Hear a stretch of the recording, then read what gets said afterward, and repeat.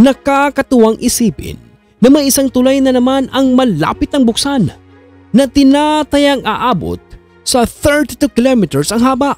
Oh boy! Ito ay walang iba kundi ang Bataan-Cavite Interlink Bridge. Halika kapatid at ating silipin ang nakakamanghang proyekto na ito ng ating pamahalaan at alamin kung paano ito makakatulong sa pangunlad ng ating ekonomiya. Lahat na niya ay dito mo lang malalaman sa channel na ito. Nitong nakaraan ay sinigurado ng Department of Public Works and Highways na makukumpleto sa unang quarter ng 2023 ang detailed engineering design para sa Bataan-Cavite Interlink Bridge, isang 32 kilometrong inter-island bridge project sa pagitan ng lalawigan ng Bataan sa Central Luzon at Cavite sa Southern Tagalog regions. Sinabi ni DPWH Senior Undersecretary Emil K. Sadain sa kanyang inspection report kay Secretary Manuel M. Bunuan na ang marine geophysical surveys at geotechnical investigations sa pagsusuri sa underground condition at site characterization sa katubigan ng Maynila Bay ay tinatayang may kabuuang accomplishment na 55% sa ngayon.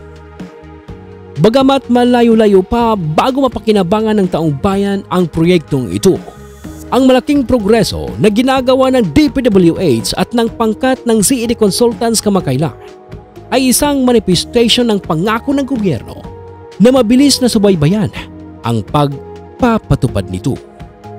Ayon sa tala, ang geological aspect ng site, surface at subsurface ay kailangang pag-aralan ng detalyado dahil sa likas na katangian ng proyekto bago simulan ang mga aktibidad sa konstruksyon para sa kapanapanabik na proyektong pang-imprastruktura na sinimulan pa noong nakaraang termino ni dating Pangulong Rodrigo Roa Duterte at itatakdang mag-motion para maisakatuparan ito sa Build Better More program ng Administrasyong Pangulong Bongbong Marcos. Bilang isa pang intervention upang matugunan ang patuloy na problema sa Metro Manila sa pagsisikip ng trapiko, ang Bataan-Cavite Interlink Bridge ay maaaring kakitaan din ng iba pang expansion at pang-oportunidad sa paglago ng ekonomiya sa labas ng Metro Manila, kung saan ang mga investors ay maaaring magtayo dito ng mga industriya mula sa ruta ng nasabing napakahaba at napakagandang tulay na ito. Ang Bataan-Cavite Interlink Bridge ay isang cable-stayed bridge na itatayo sa Manila Bay upang bawasan ang oras ng paglalakbay mula Bataan hanggang Cavite, mula 5 oras hanggang 40 minutos lamang. Ang proyekto ay binuo ng Department of Public Works and Highways ng Republic of the Philippines na may tinatayang budget na $3.6 billion. Ito ay isang priority project sa ilalim ng Build program ng gobyerno na naglalayong palakasin ang paglago ng ekonomiya ng bansa sa pamamagitan ng pagtaas ng investments sa pampublikong infrastruktura. Inaprubahan ng National Economic Development Authority Board ang proyekto noong Enero 2020. Nagsimula ang pagtatayo ng tulay noong Nobyembre 2020 at inaasahan na bago matapos ang 2023 ay magagamit na ito ng taong bayan. Ang tulay ay permanenteng mag-uugnay sa mga lalawigan ng Central Luzon at Southern Tagalog region na magpapababa sa oras ng paglalakbay at maibsan ang pagsisikip ng trapiko sa Metro Manila. Nakakatuwa dahil hindi tayo nag-iisa sa proyektong ito dahil kasama natin dito ang US-based Tiwailin International at ang Puangha Engineering Consultants ng Republika ng Korea. Kasama ang DCCD Engineering Corporation ng Pilipinas at Renardet na nakabase sa Switzerland ang kontrata para sa proyekto.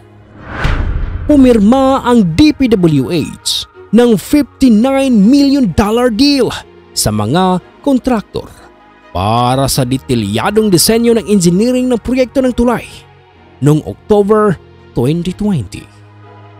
Samantala, ang OVE Arup and Partners Hong Kong naman ang siyang itinatalaga bilang consultant ng DPWH para sa proyektong ito. Opisyal na inatasan ng Arup ang Maritime Academy of Asia and the Pacific para sa disenyo, pagpapaunlad at pagpapatupad ng mga kinakailangang simulation exercises upang maunawan ang kakayahang maggamit ng mga simulator sa sasakyang pandagat sa kahabaan ng iminungkahing navigation channel sa ilalim ng tulay. Ang Bataan Cavite Interlink Bridge ay tinatayang aabot sa 32.15 kilometro ang haba sa kahabaan ng Manila Bay. Ang tulay na may 4 na lane ay magdudugtong sa mga bayan ng Mariveles, Bataan at Naik, Cavite. Ang tulay ay bubuuin ng 2 pangunahing navigation bridge. Ang panimulang ponto nito ay magmumula sa barangay Alas-Asin malapit sa Mariveles Freeport area.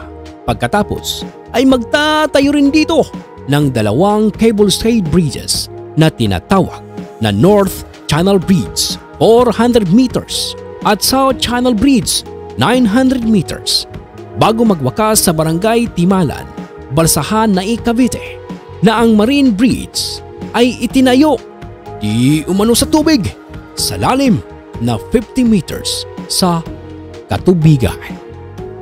Ang detalyadong design engineering phase ng proyekto ay inaasahang tatagal ng 15 months.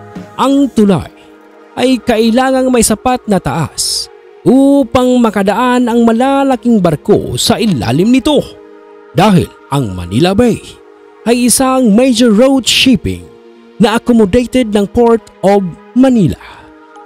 Napakahaba at sadyang napakaganda ng tulay na ito. Hindi lang ito makakadagdag sa atraksyon sa ating bansa, kundi makakatulong ito na mas maging mabilis ang biyahe at makabawas sa problema sa trapiko. Ang lahat ng ginagawa ng ating pamahalaan ay para sa ikabubuti ng ating ekonomiya. Tutulan natin ang mga proyektong ito at siguradong magiging proud tayo sa kanilang pagresponde sa mga nakatalaga na mga proyekto. Hanggang sa muli mga kapatid at samahan niyo ko sa mga susunod ko pang mga video na tiyak na may kabuluhan.